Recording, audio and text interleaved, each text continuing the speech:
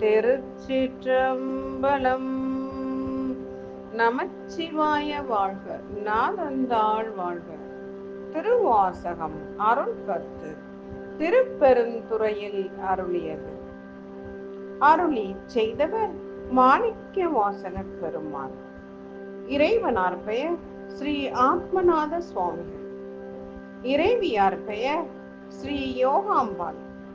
திருச்சிற்றம்பலம்.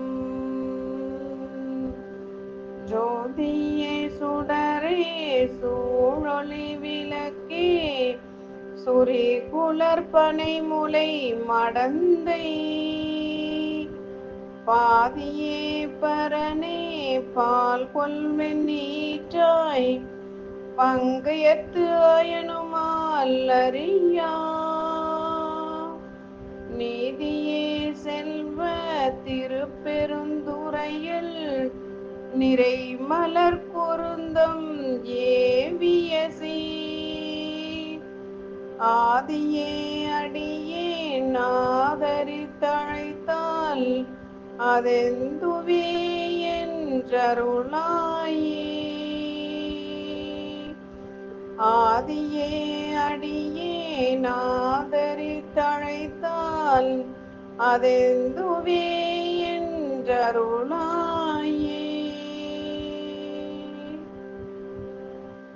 பொருள்: சோதியே, ஜோதி பிழம்பானவனே, சுடரே, ஒளி பிழம்பில் உள்ள கதிர்களாய் உள்ளவனே, சூழ் ஒளி விளக்கே, சூழ்ந்து ஒளியையுடைய விளக்கு போன்றவனே, சுரிகுழல் சுருண்ட கூந்தலையும் பனைமுலை பருத்த தனங்களையும் உடைய மடந்தை உமாதேவியின் பாதியே, பாகத்தை உடையவனே, பரனே, மேலானவனே, பால்கொல் என்பது பாலினது நிறத்தை கொண்ட வெண்ணீற்றாய் திருவெண்ணீற்றை அணிந்தவனே, பங்கயத்து அயனும் தாமரை மலரை இடமாக உடைய பிரம்மனும் திருமாலும் அறிய முடியாத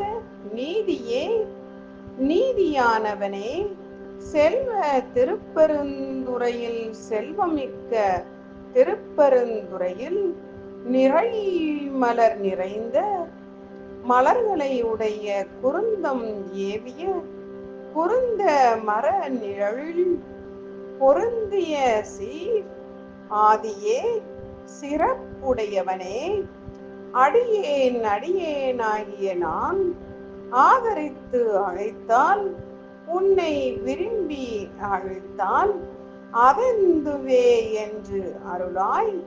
அது என்ன என்று சொல்லி அருள் புரிவாயாக. சோதியே, சுடரே, சூழொளி விளக்கே என்பது இறைவன் ஒளி பொருளானவன் என்னும் குறிப்பை விளக்குகின்றது. ஜோதி என்பது இறைவனது பெருநிலையும், சுடர் என்பது அவனோடது பிரகாசத்தையும் இங்கே குறிக்கின்றது. ஆகவே ஜோதியும் சுடருமான எம்பெருமானை வாழ்த்தி வழிபட்டு இன்புற்று வாழ்வோமாக. திருச்சிற்றம்பலம்.